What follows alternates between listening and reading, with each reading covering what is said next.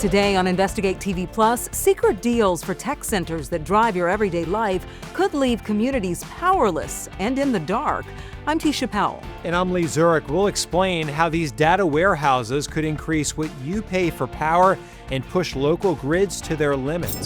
Then, touring scenic spots for the perfect shot. Firefighters say they're putting more people in danger. Either try and climb out of their capabilities or step wrong and end up falling. We join the crew training for steep rescues off a crumbling coastline. All right, if we get one more like that, we're gonna have to abort. To see how practicing split-second decisions could save lives. Brothers in song sing on. Plus, a soundtrack that empowers. It really teaches us and trains us how to value and honor ourselves. How a glee club forges bonds beyond music and inspires generations of leaders. In-depth stories that inform and inspire.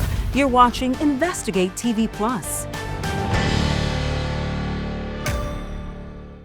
Your photos of loved ones, work emails, critical personal documents, many live in a digital world housed in tech centers across the country. But we've uncovered the impact of storing massive amounts of data could have a trickle-down effect on how much you pay for power and even whether your lights stay on.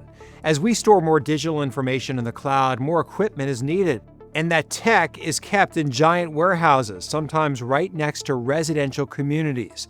They're known as data centers, and experts we spoke with say they can drain huge amounts of energy from your local power grid, putting it at risk. Investigative reporter Josie Starman discovers they can be built under a cloak of secrecy, with customers left paying the bills.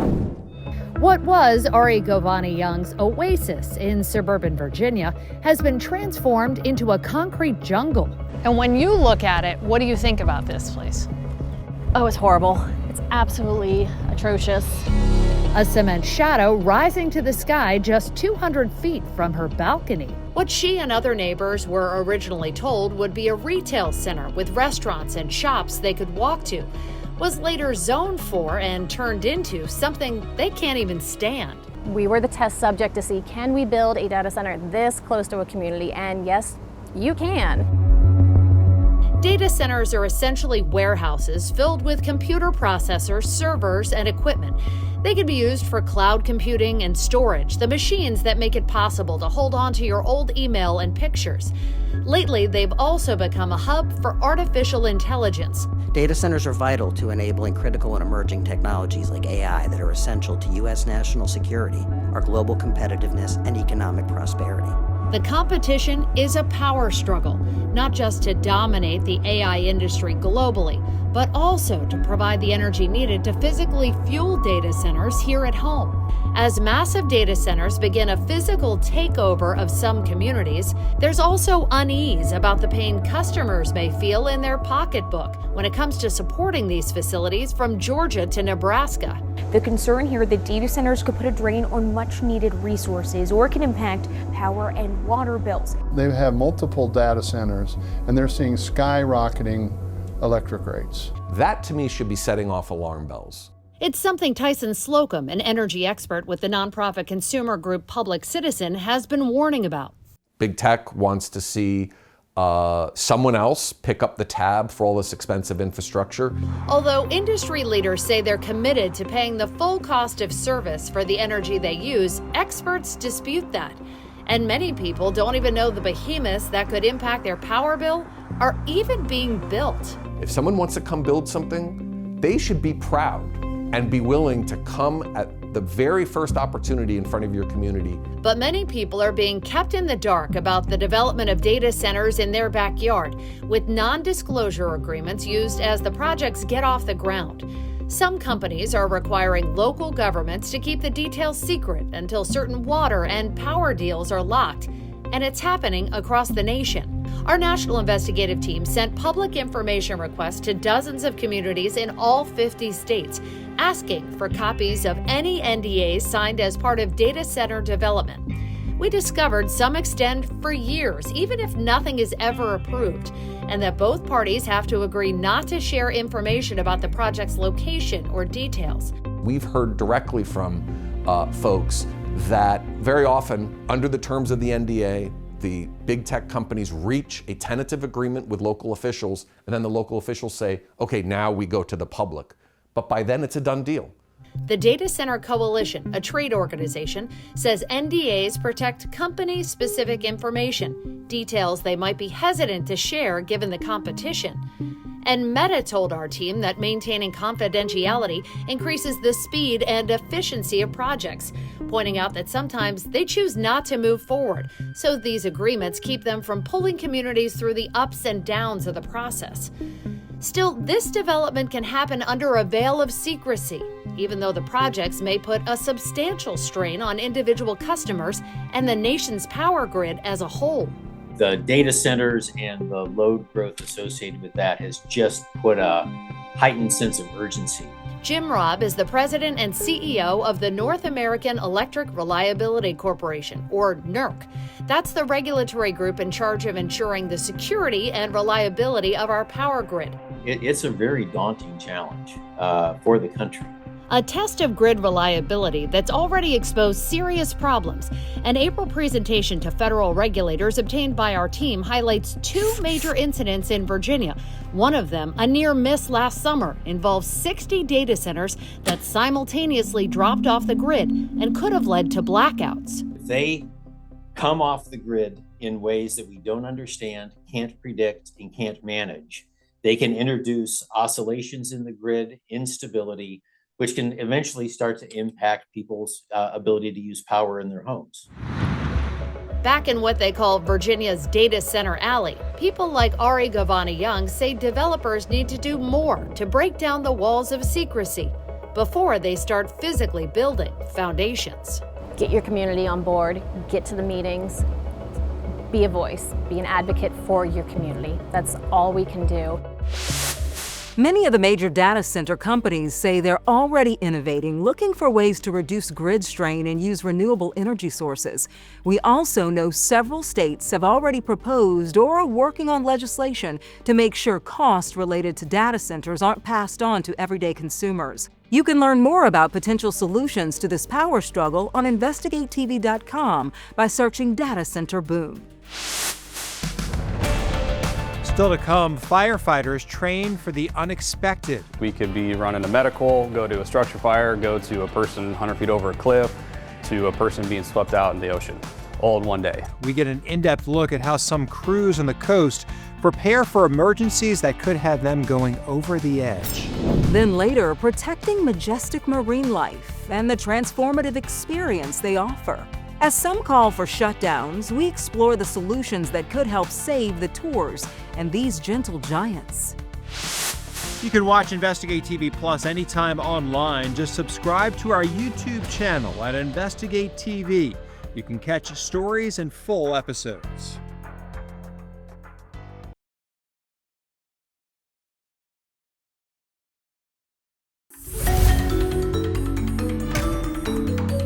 When you think firefighting, you probably picture flames and fire engines, but some departments across the country train for rescue missions where they don't face fires, but rather steep drops. In Kentucky, firefighters practice how to save people in the wilderness with trees and large boulders.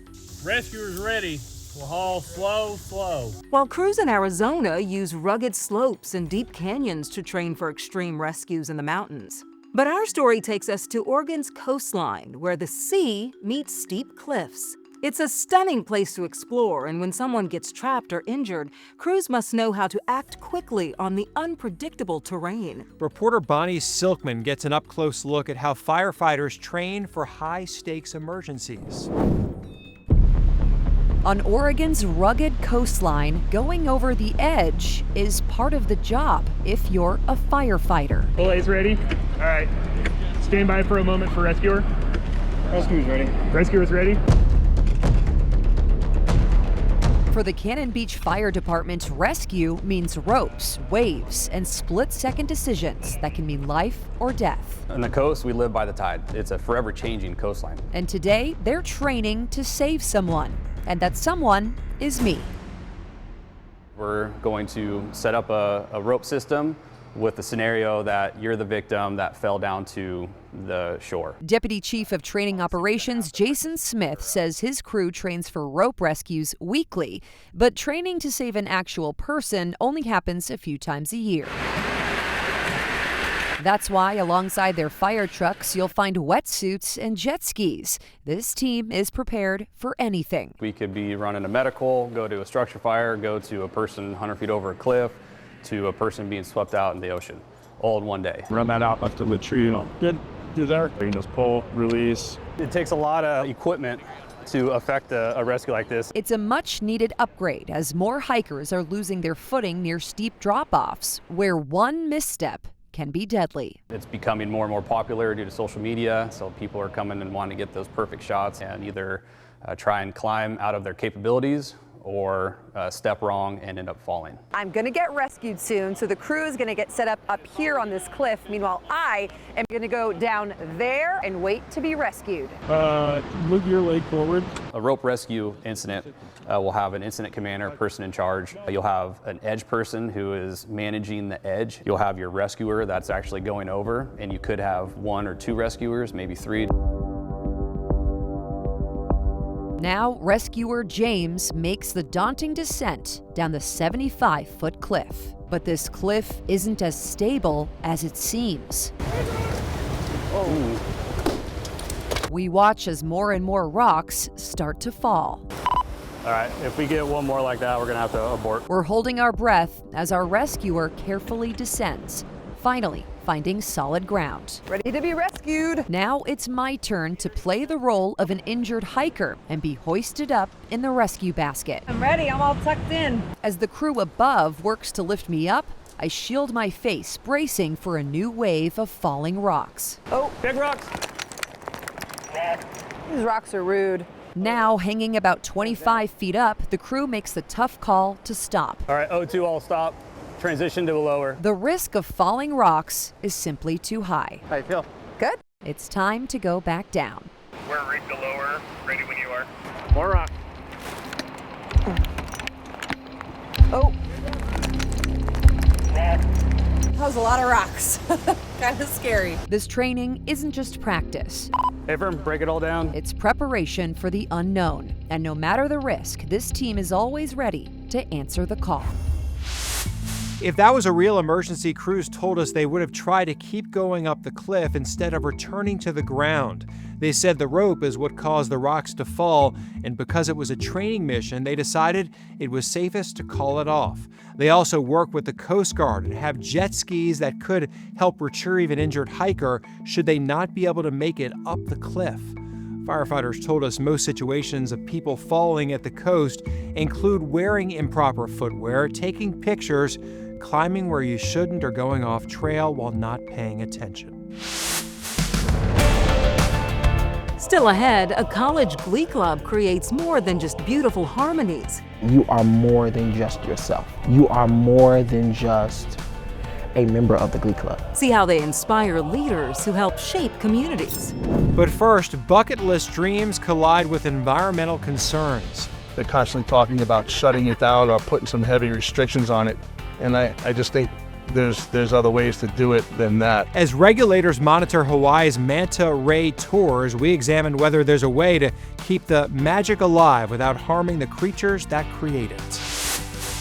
You can watch Investigate TV Plus anytime streaming online. Get the app for Roku, Amazon Fire TV, and Apple TV. It's free to download.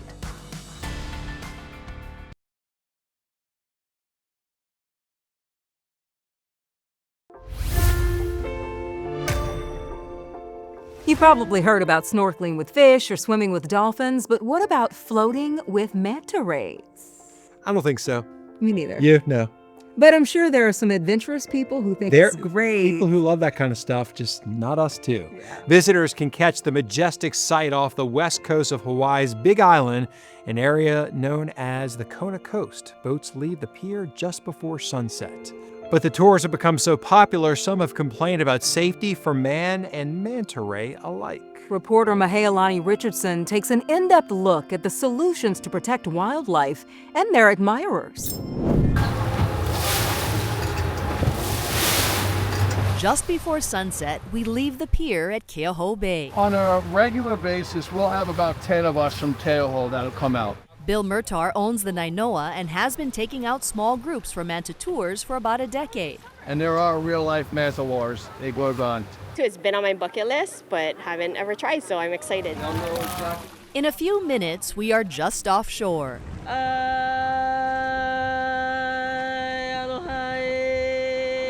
Surrounded by the ocean and our own trepidation. Oh, right there, Komagani. The shark, right there. I'm only kidding. But the lure of a lifetime pulls us in. Plankton are attracted to the lights on a board, and it's a feast for the filter feeders. They're using those cephalic lobes that are on the front of their face to eat. They're using them like big spoons to help push and funnel all that water and plankton into their mouth. The mantas have no teeth or stingers, gentle giants in a graceful underwater dance. We marvel over their 8 to 12 foot wingspans. As wide as our boat, they seem to fly right up to us. Some of us got nudged by the mantas. How many are you seeing right now, Levi? I saw maybe about like 5 mantas at one point, but we probably have anywhere from 10 to 15 on site. You just have to play here and just watch them go by. It's exhilarating and frightening at the same time. Ooh! What's the matter? They're so crazy.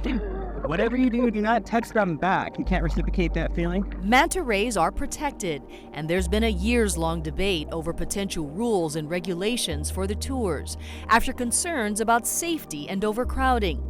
Some want the tours shut down. Murtar is worried about safety too, especially with hundreds of people in the water at night during the busy season. It just has to go about it with operators, act responsibly. They're constantly talking about shutting it down or putting some heavy restrictions on it.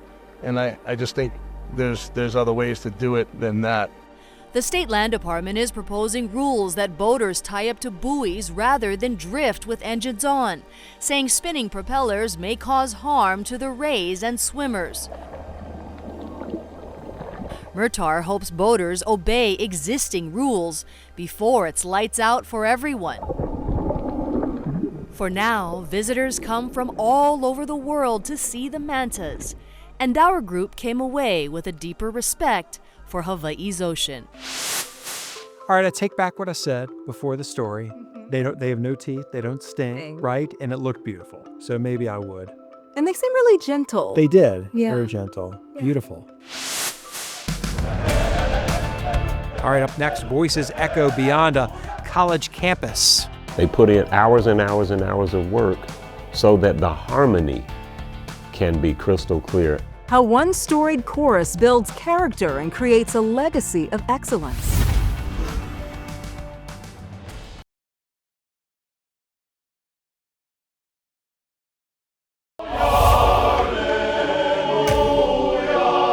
For more than a century, the Morehouse College Glee Club has uplifted audiences. They performed at presidential inaugurations, Super Bowls, and the Atlanta Olympics.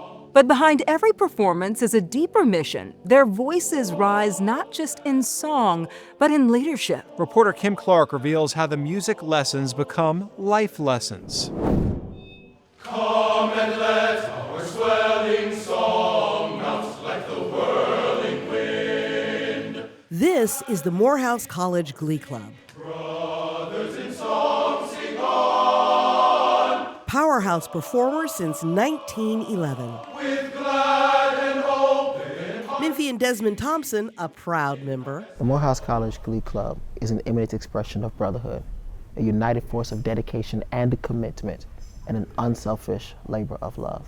Thompson recently joined 37 other Glee Club members at a performance at New Olivet Worship Center in Cordova by invitation from Glee Club alum, Pastor Kenneth Whalum Jr. Brothers in song sing on. Whalum says when he saw the Morehouse Glee Club perform in Memphis as a young boy, he knew he'd become a Morehouse man. There's something about black men singing in harmony. It strikes the ear. And the comportment of those men in the Glee Club, they put in hours and hours and hours of work so that the harmony can be crystal clear and the message of the music can get across. A Morehouse message of service and leadership, producing men of distinction for nearly 158 years. Well, Morehouse traditionally makes men who have a sense of civic responsibility and believe that we are responsible for lifting the entire community. Whalem's Morehouse family tree includes his father, his sons, some of his cousins and uncles, one of whom, Dr. Wendell Whalem, was the second ever Glee Club director. To right the unrightable wrong. Whalem's son Cortland, now a professional singer and former Glee Club member himself, recalls his Morehouse experience as one of the most rewarding of his life. I mean, it really teaches us and trains us how to value and honor ourselves. And when we go out into the world, we're prepared for it. Open up, Angie. Open up, Angie. Dr. David Morrow is current director of the Morehouse Glee Club. For sure, it is an arm of the college that shows the college off in such a way that we can use it for recruiting and advertising for the school.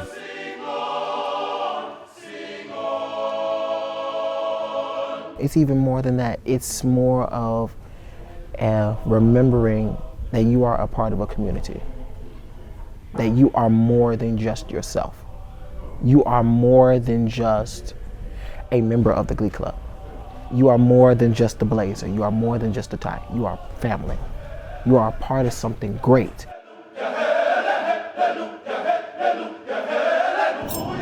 Well, that's it for us on Investigate TV Plus. I'm Tisha Powell. And I'm Lee Zurich. Thanks for watching.